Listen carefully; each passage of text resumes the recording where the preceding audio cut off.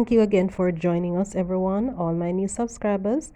Thank you for subscribing. For those who haven't subscribed, please remember to do so. Okay, so we're going to get right into it. So this is just an update, and this happened like maybe 2 or 3 days ago. So the student who was in the fight with the teacher from Tivoli Gardens High School, and those who haven't seen that, well, I don't usually show videos, but you will see different clips. So for those who did not see that video that I made, where I was talking about that incident, you can go ahead and go on my channel and you can see that video there. So the student I read, and this is a report from the Gleaner, and which says that the student will now be allowed back to school on Monday.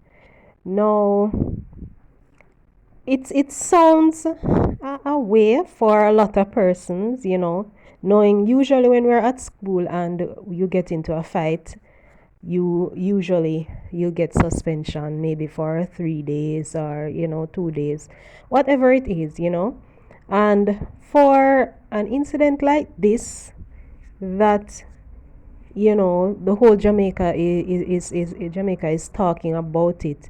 People are going to expect that that student be suspended for a week or something of that sort, but that was not the case. It was reported that he should report to school, back to school on Monday.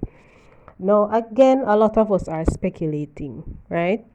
The Gleaner did not give any additional information on the matter. They didn't say that a meeting was held and this is what they're going to do. Nothing of that sort was mentioned. So people are just talking and saying that how could that happen? How could that they let that happen after what he did, and so on and so on. Now, if we should use common sense though, I'm thinking that a meeting was held and maybe persons from the board decided that this was the best option to have him return to school. It could be that when he goes to school, maybe he's going to go into a meeting with the guidance counselor, just to talk about what really happened, or, we don't know. And again, I keep saying, because the child did something wrong, it doesn't mean that we should say, lock him up, yeah, man, just forget about him. Or, we can't take that approach, because that is not going to make things better. It's going to make things worse.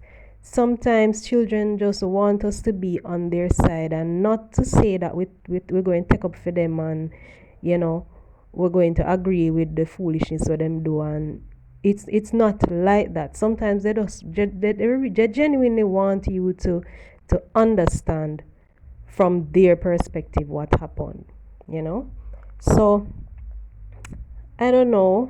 A lot of persons are saying that the teacher should take a break, being that the child is going back to school and so on. But as I said, we still have to help them. We have to find a way to help them, right? And I'm thinking that going back to school, it's not just going and sit down in the classroom. I'm thinking that they may have a meeting and, just to find out exactly what happened, and, just to encourage him and to show him that that's not the way to deal with any situation. All right. But we're moving on from that, and we're going to jump into the next topic.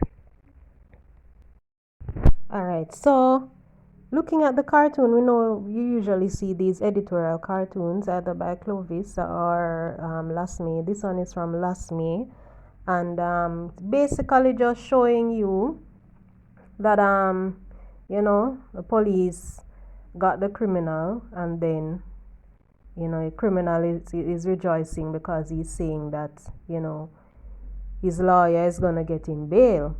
So why am I showing you this cartoon? So I'm showing you this because of another story, another story, and very troubling one that happened recently as well. So in this one,